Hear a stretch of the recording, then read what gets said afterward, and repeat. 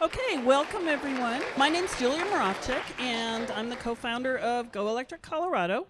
And as was said, we provide free in-home or remote home electrification consultations. And we've done a number of these, so we have a pretty good idea of what questions homeowners have and also what mistakes they've made or are about to make, and we managed to intervene in time. So in this panel here, we have two homeowners who are electrifying their homes and two people in the home electrification industry. So we're going to talk about some of the biggest questions that people have about heat pumps and other home electrification appliances and projects, and how to make sure that you are happy with your heat pump or whatever else you get done. So let me introduce the people. So just kind of wave or something when I say your name. So Eric Stonebreaker is a transportation planner with recent work in transportation electrification policy.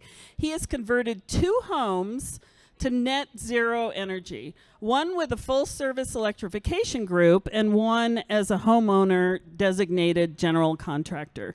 So he is actually a colleague of mine in Go Electric Colorado and enjoys guiding friends and clients through the challenges and joys of electrification. Philip Zanoni is a homeowner. Over the past 2 years, he has added solar to his roof, upgraded his electric panel, and is currently in the process of replacing his gas furnace with a cold climate heat pump. Elliot Freeman is the Vice President of Electrification at Independent Power, Boulder County's oldest solar installer since 1997.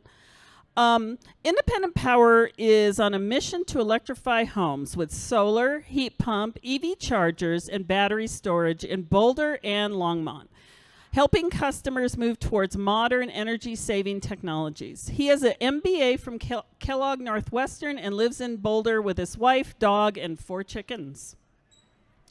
Josh Lake is the co-founder of Elephant Energy, a Boulder-based company helping folks electrify everything, including heat pump hot water heaters, EV charging, induction cooktops, energy efficiency, and more. Elephant Energy has helped hundreds of homeowners in the Front Range begin their journey to achieve climate-friendly homes. So if you want to nerd out about heat pumps, definitely visit the Elephant Energy booth. And I want to say that Independent Power also has a booth in there, and Go Electric Colorado does too. So after this, you can go and talk to all these organizations. Okay, so let me get started with the questions. So the first question, which I think has been actually addressed a few times before, and it really is one of the most important questions. So Colorado tends to get fairly cold. So if you remember, in the winter, we actually got down to -20 at one point. So can heat pumps work in cold weather, and can they work alone, or do you need to put some kind of backup heat for those real cold days? So I'm going to start out with Josh. Why don't you start out with this?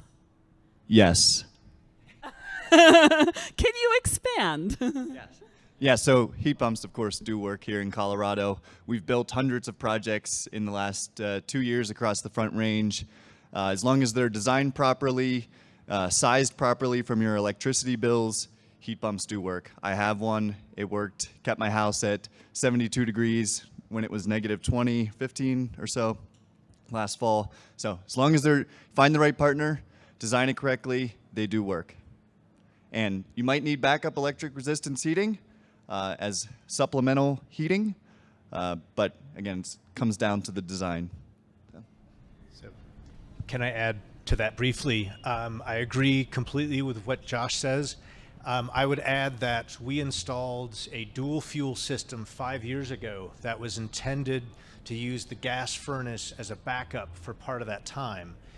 Last winter, when it was 20 below zero, or since we installed it, we cut the gas. We are so confident with a less than optimal dual fuel system that we went with it. And in a sense, you could say this was worst case scenario when it was 20 below. And our house didn't keep up. It was 55 for Christmas. We weren't home at the time, or we would have put on backup like space heaters. But, you know, we were okay with that kind of assurance. And this is something like if you're going to install a heat pump, likely you wouldn't have that problem, or you'd have the electric backup. But, you know, you could say this was the worst case and we survived, and that's only, you know, a handful of hours a year, maybe 20, 30 hours, and we're confident enough with it.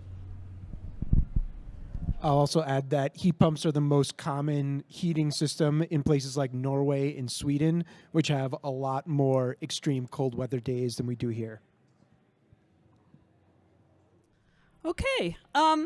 So there's I've talked to people who have spoken with contractors about installing heat pumps and gotten comments like, well, you can't really use a heat pump in this climate, or, you know, or something like that. So how do you sort of meander around the contractor world so that you can find a contractor around here that not only knows about heat pumps, but also knows about the newest cold climate heat pumps? So when I started my journey with this, I had no idea. I'm not a professional in any sense of the word. And so for me, Efficiency Works was an invaluable resource.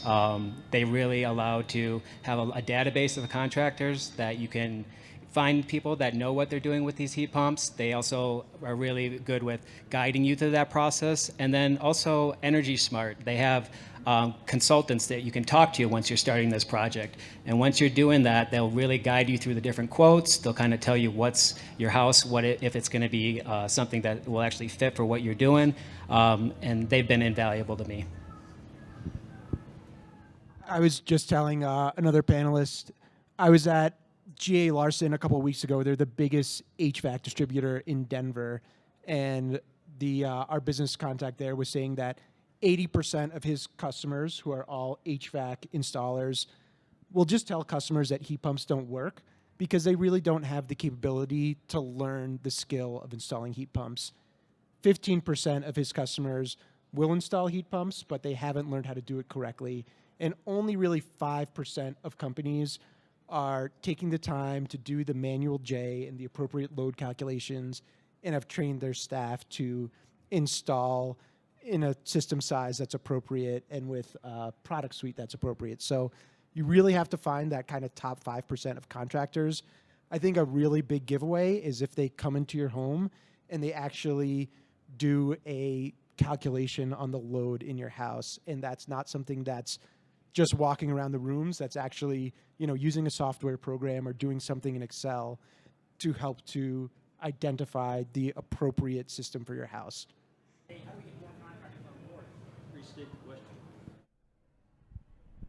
I didn't hear the question. Did you hear it? The question was, how do we get more HVAC companies to get the appropriate training?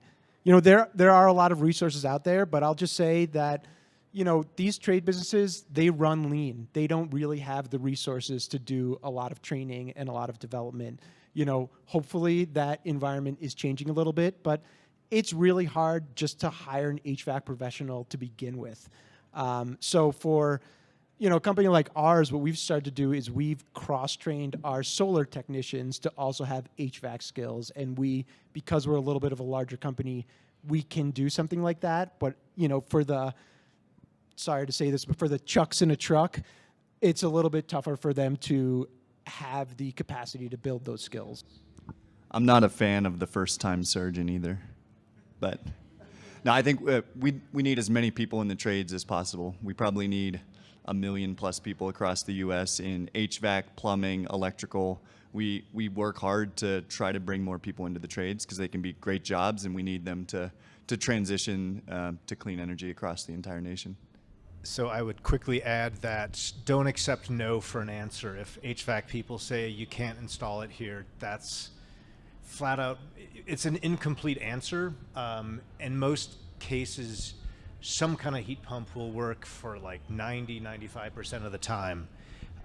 So keep looking, talk to people. You're at this event, so that's a big start. We have, a couple representatives from the turnkey full service electrification group. I know there are some more smaller independent groups that can do this. It's just finding them, and it's not easy, but the technology is ripe. It's just we need that workforce. Okay. So are there ways to save money on installing a heat pump? So is there any way to do it on a budget? And also, there are a lot of rebates and incentives out there. How do you maximize these rebates and incentives? So how do you do the whole project economically and use rebates and incentives? Yeah, so I can definitely speak to that because for me, we're replacing a 47-year-old gas furnace and very inefficient. And for us, we love the idea of going green and efficiency, but affordability was the name of the game. So really, there's a lot out there, and it can be pretty daunting. A lot of these programs can help you with this. But there's things like on the city level, there's rebates through Efficiency Works. There's rebates on the county level through Energy Smart. There's state tax incentives that will take 10% off the cost of your heat pump. There's federal rebates that are going to be coming online, probably 2024 beginning, maybe at the end of this year. That's still unclear, but those are worth a ton. They start at $4,000 up to $8,000 off your heat pump purchase.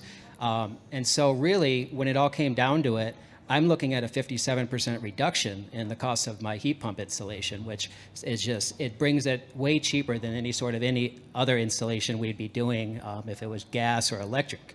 And really, the company we're working with allowed us to pick out a system, and we're basically just waiting in line. And so once the federal rebates kick in, they will just start doing it, and we'll be ready to go. So that's going to be really key. There's a lot of hoops, and there's a lot of things you have to get in order. I would just start doing that stuff right away so that when the rebates are there, you can utilize these.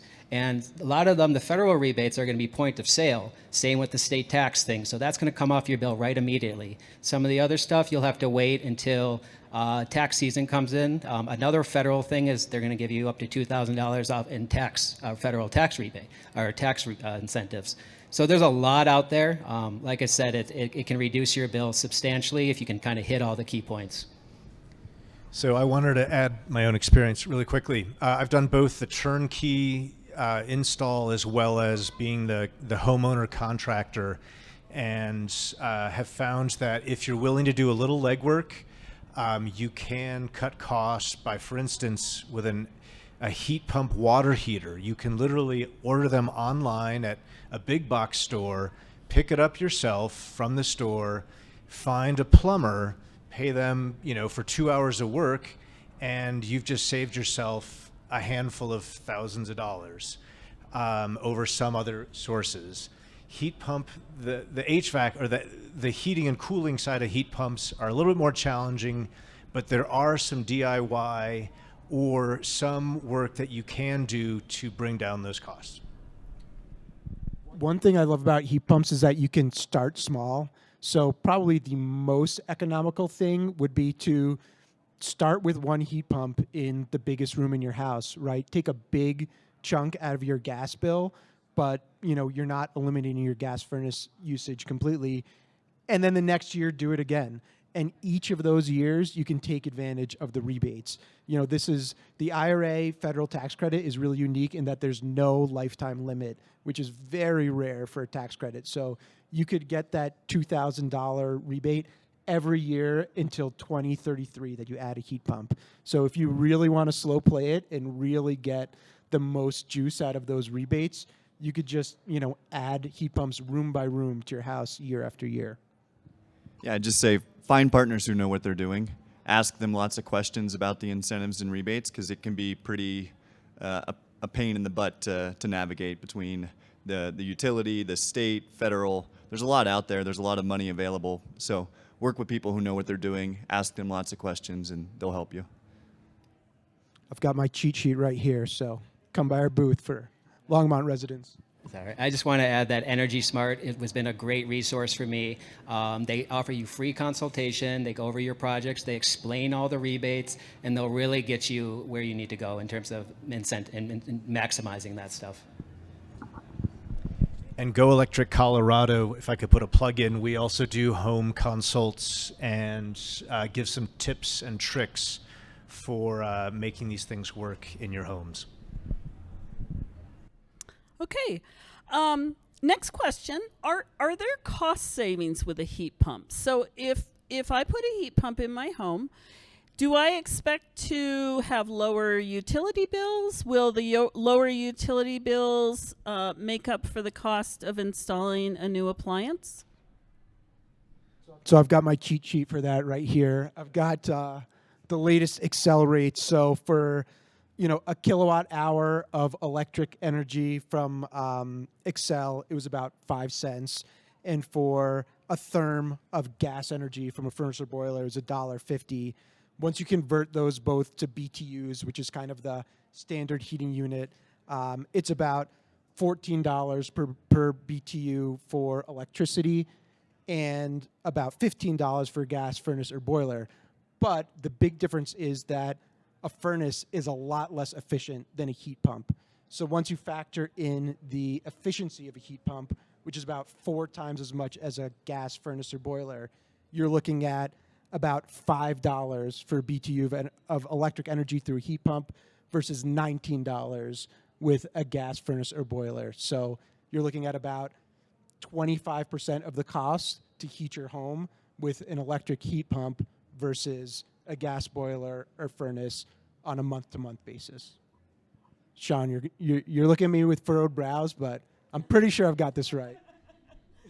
We have a Mitsubishi representative here. So. There are different prices in a lot of different scenarios to look at. The fundamentals of the equations are absolutely correct. The question is, what's the actual price? At the end of the day, the actual price that someone pays for their fuel is where it comes from. Last thing here, and if you add solar on top of that electrification system, my gas or my home electric bill every month, regardless of temperature, is $5 and I think it's 70 cents a month. Come -20 or +90. So you can make, I'm energy independent, but we got to stop here, I think. Okay, thank you. Are there any questions from the audience? Okay, let's move on.